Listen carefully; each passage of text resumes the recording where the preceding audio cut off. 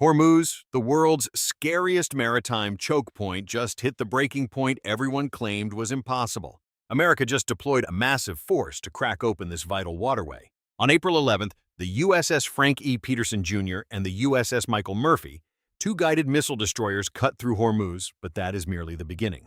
Tailing these giant warships are the submersible drones the United States has stationed in the region.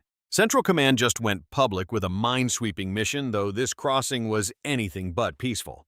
The moment those American vessels entered the Narrows, Iranian Revolutionary Guard boats started tailing them, broadcasting final warnings over the radio.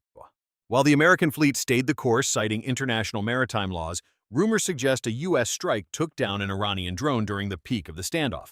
Tehran officially denied the transit happened, claiming the ships retreated after being warned, yet they simultaneously threatened much harsher retaliation against any future naval presence. The timing of this high-stakes confrontation in the Gulf is what is truly remarkable. After 21 hours of intense negotiations in Pakistan, the two sides walked away without a deal. Vice President J.D. Vance signaled that Iran made a massive blunder, hinting that Washington might be ready to use its destroyers and drones to force Hormuz open once and for all. Yet beneath the tankers and tech, a silent, deadly threat lurks in the shadows, randomly placed Iranian sea mines drifting aimlessly with the tides and ready to spark a global disaster. These were sloppily dumped into the water by Revolutionary Guard crews using nothing but small speedboats. To make matters worse, strong underwater currents have dragged many of these explosives miles away from where they were first dropped. A lethal maze of anchored contact mines and magnetic sensors now forms a nearly invisible trap within the strait. Essentially, Iran has lost control of its own nightmare, leaving the entire area in a state of total chaos. Still, seeing the USS Frank E. Peterson Jr. and the USS Michael Murphy successfully navigate that death trap offers a small sign of hope. The Pentagon clearly didn't pick these specific ships by accident for such a high-risk gamble. These aren't just minesweepers. They are floating fortresses packed with Aegis combat tech capable of tracking threats across hundreds of miles. Their goal wasn't just a simple cleanup, but to carve out a secure lane for merchant vessels to follow safely. The presence of these warships is already paying off, as three massive oil tankers just became the first to glide through these dangerous waters since the ceasefire began. The dynamics in the strait are clearly shifting, and the rusted chains holding back global oil shipments might finally be snapping. Even so, Hormuz needs to be completely sanitized before international shipping can truly return to normal. The heavy lifting will be handled by autonomous underwater drones set to deploy in the coming days, leaving everyone wondering where this ends. Could we soon see a totally cleared Hormuz, where tankers finish the 7-hour transit without fear? Washington certainly has a plan for that. President Donald Trump didn't hold back, suggesting that the real strategy to liberate the strait might involve opening it regardless of NATO's lack of support. Trump just signaled to the globe that America is fully prepared to act alone if necessary. This suggests the primary U.S. strategy goes way beyond just sending in a few ships and some underwater tech. The actual move likely involves a completely different military philosophy. It is a plan that would blindside Iran, locking down the region and flipping the entire geopolitical script. Immediately after the talks fell apart, Donald Trump teased a chilling new doctrine on his social media feed. Media outlets are calling it the out blockade if Iran cannot secure the strait. They mind the U.S. Navy will simply seize control of the perimeter. This goes beyond a simple shipping lane. It would place every entrance and exit of Hormuz under the direct command of the American fleet. Essentially, the U.S. wants to strip Iran of its maritime influence, deciding exactly who gets to pass through those waters and who stays out.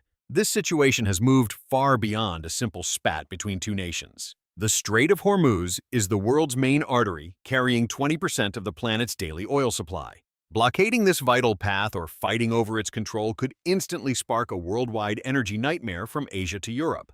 A shock like that could completely shatter Europe's already shaky industrial backbone. So how exactly would Trump's blockade strategy play out on the front lines? Right now, the U.S. Fifth Fleet is sitting in the region on high alert.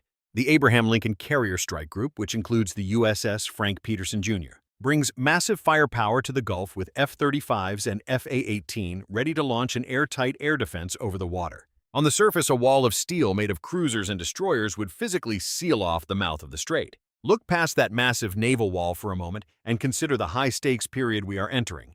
Washington's opening gambit will likely be a surgical strike to clear a safe path through that critical 21-mile bottleneck. To wipe out this hidden danger, Lethal robotic subs and stealthy sea mines would creep through the depths, clearing a secret path for the heavy hitters. If that works, the first fuel convoys will head out under the protection of the Abraham Lincoln Strike Group, potentially restoring 40% of traffic. But if Tehran refuses to budge, Trump's brutal blockade will kick in, flooding the area with Arleigh Burke destroyers, Ticonderoga cruisers, and P-8 Poseidon scouts. This sheer amount of firepower would turn the mouth of the Hormuz into a total dead zone for anyone trying to pass. The Navy could then trigger a lockdown strategy, effectively strangling 70% of Iran's oil exports by stopping and searching every single vessel in sight. If the situation spirals by May and Iran breaks the truce, the United States won't be flying solo. With backing from Gulf allies, plus British and French mine hunters joining the fray, Hormuz becomes the heart of a massive global task force. Once NATO's mine-clearing units and Italian warships arrive, the trap is set with constant air patrols and heavy cyber warfare backing them up. Even if Europe waits until the dust settles to help clean up, a blocked Hormuz will still absolutely wreck their energy markets in the meantime. Plus, Trump's relentless push for Europe to step up and handle the mess will likely force the European Union to rethink its entire game plan. In the end, either these drones carve out a lifeline for the global economy, or the mines waiting in the shadows spark a total regional meltdown. But make no mistake, this operation is a suicide mission. Tehran is sitting on thousands of kamikaze drones and scores of land-based missiles that can shred American ships in those shallow, cramped waters. This hit-and-run doctrine is exactly what the Revolutionary Guard has spent years perfecting, ambushing massive vessels in tight spots where they can't maneuver. At its narrowest, the strait is only 21 miles across, putting every ship right in the crosshairs of modern missile systems. While the Navy tries to hold the line, crews would have mere seconds to intercept a massive barrage launched from the coastline. One lucky hit on an American destroyer or a successful drone boat strike would instantly turn a local skirmish into a global catastrophe. By playing hardball at the peace talks, the administration in Tehran is signaling they're fully prepared to roll the dice on total war. With talks over nukes and sanctions going nowhere, their only real leverage is their ability to shut down the Strait of Hormuz at will. Iran knows that if they lose control of this choke point, it's basically game over for the regime. Even without a full-scale troop surge, Iran's current desperation and the resulting market panic are already rewriting the future of the region. European leaders might find it impossible to stay on the sidelines once the energy shortage starts hitting home. Crude prices have jumped to $18 and keep climbing, while insurance costs for shipping have gone through the roof. Most tanker captains aren't willing to gamble with their lives, especially with these massive new mine risk fees. The global supply chain is falling apart, and the fallout goes way beyond just the European market. Basically, the closure of Hormuz is sending shockwaves across the entire planet. Asia is actually taking the biggest hit from Iran's decision to weaponize the waterway. Giants like China, India, Japan, and South Korea rely on this single path for the bulk of their energy needs. Once that valve is shut, industrial hubs in China start grinding to a halt. Japan is burning through its emergency reserves, while Korean chemical plants are frantically hunting for any other source of fuel. Europe's gas and oil flow through that same bottleneck, and while other paths exist, they come at a heavy price. Taking the long way around Africa or through the Suez Canal is technically possible, but it's an absolute money pit. Going around the Cape adds 10 days and double the fuel, while the Suez is already jammed and facing its own threats from Houthi rebels. This isn't just about the price at the pump either. We're talking natural gas fertilizers and the raw plastics that power every modern industry. When Hormuz stops, it's not just fuel. Everything from groceries to electronics and construction materials gets way more expensive. Global inflation was already a nightmare, but this crisis is baking it into the system permanently. Poor nations are getting hit the hardest as energy-dependent economies spiral into massive debt. Even in a best-case scenario, clearing these mines will take months, meaning this financial bleeding won't stop anytime soon. The weirdest part: this whole plan to mine the strait is actually sabotaging Iran's own survival. They're essentially poisoning their own well by blocking the very path their oil needs to reach the market.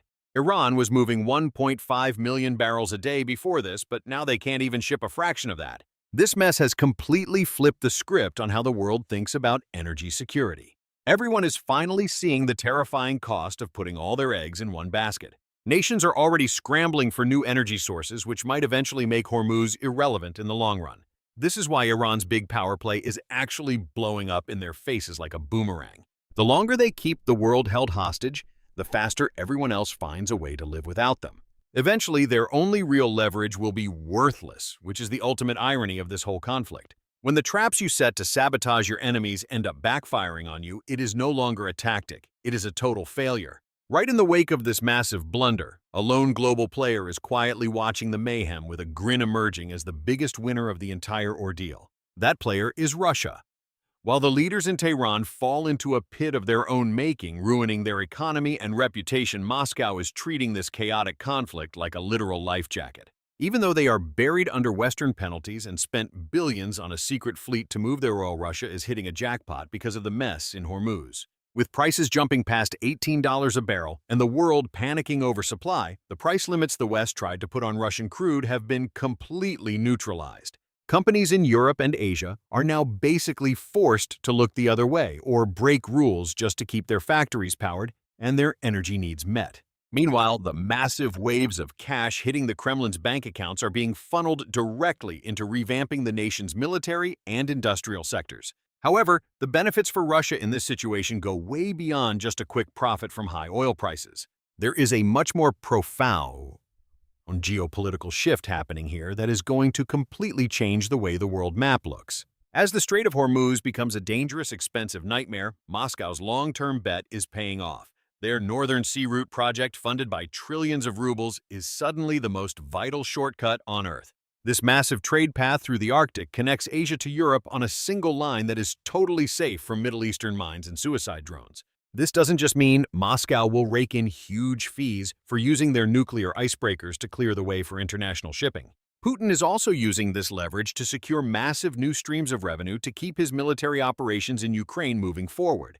This is exactly how the Kremlin wins when Europe and the United States fail to get on the same page to fix the crisis in the Gulf. Beyond the money we have to look at the purely military side of this whole situation, the Russians are basically getting a front-row seat to see exactly how thin the American military can be stretched across the globe.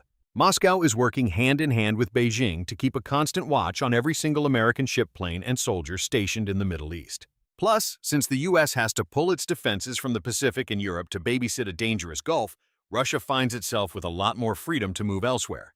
In reality, this whole headache is a massive strategic win for both the Russian and Chinese governments. They are studying how the U.S. operates in the Middle East, and those observations could become a major danger if a real fight ever breaks out. When you look at the big picture, it's clear that Iran's desperate all-or-nothing strategy for survival is actually just a small piece of a much larger geopolitical chess match. Tehran thinks they are sticking it to the Americans by shutting down trade, but they are really just acting as a tool that makes Moscow much more powerful. While the mines they dropped in their own backyard are destroying Iran's economy, Moscow and Beijing are calmly letting their own long-term plans unfold without a hitch. That is why getting support from the European Union and other international partners for this vital mission is so important right now. The American effort to keep Hormuz open is the only way to flip the script in the region and make these shipping lanes safe for everyone again. Basically, the world has to work together to make sure the threats in the Strait of Hormuz don't stop being an Iranian issue and become a permanent weapon for Russia and China. So, what do you all make of this situation? Let us know your thoughts in the comments. Thanks for sticking with us.